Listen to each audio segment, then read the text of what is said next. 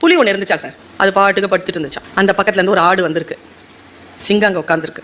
இதுக்கு பசி இல்லை, வேட்டையாடலை, அது ஆடு பார்த்துச்சு, போயிடுச்சு.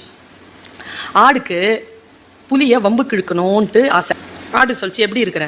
புலி பார்த்துச்சு, நல்லா இருக்கிற. சாப்பிட்டியா? புலி சொல்லிச்சு, சாப்பிட்டேன். நானும் சாப்பிட்டேன். புலி சிரிச்சுது, நீ என்ன சாப்பிட்ருப்ப? புல்லு. சரி, நான் புல்லு தான் சாப்பிட்டேன், உங்ககிட்ட ஒரு கொஸ்டின், அதுக்கு பதில் சொல்லு. என்ன? புல்லு என்ன கலரு? க்ரீன்.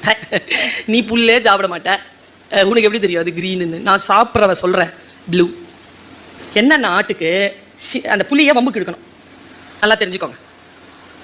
அது சொல்லிச்சு, இங்கே பாரு, நீ இது வரைக்கும் பேசினா நான் கேட்டுட்டு இருந்தேன், பொய்யாலாம் பேசக்கூடாது. புல்லு கலரு க்ரீன் தான். நோ, நான் பிறந்ததுலேருந்து சாப்பிட்டுட்டு இருக்கிறேன், அது ப்ளூ தான்.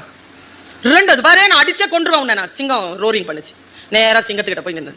புலி சொல்லிச்சு, பாருங்க சார், என்ன அவமானப்படுத்துறான் இவன். என்ன புல்லு ப்ளூங்கிறான் சார், நீங்க சொல்லுங்க சார், புல்லு ப்ளூவா க்ரீனா? சிங்கம் ஆடுகிட்ட கேட்டுச்சு, நீ தானேப்பா சாப்பிட்ற புல்ல? ஆமாம் சார். என்ன கலர்ப்பா? Blue sir. ஓகே, ப்ளூ தான் போ சார். அடுத்த இனிமேல் புலி 5 வருஷத்துக்கு பேசக்கூடாது. புலிக்கு தண்டனை கொடுத்துருச்சு. புலி சொல்லிச்சு, நீ ராஜா, நான் ஏற்றுக்கிறேன், பொய் சொன்ன அவனை போ விட்டுட்டு உண்மைக்காக போராடின என்ன 5 வருஷம் தண்டனை கொடுத்தியே, இது என்ன நியாயம்னு சொல்லு, நான் 5 வருஷம் சும்மா இருக்கிறேன். சிங்கம் சொல்லிச்சு, உன் தகுதிக்கு குறைவாக அவன் என்ன சொல்கிறான் என்பதனையே புரிந்து கொள்ளாமல் அவன் சொல்வது பொய் என்று தெரிந்திருந்தும் அவனோட ஆர்கியூ பண்ண பாரு, அதுக்கு தான் உனக்கு தண்டனை. முட்டாள்களுக்கு தண்டனை கொடுப்பதனால் நாடு உருப்படாது.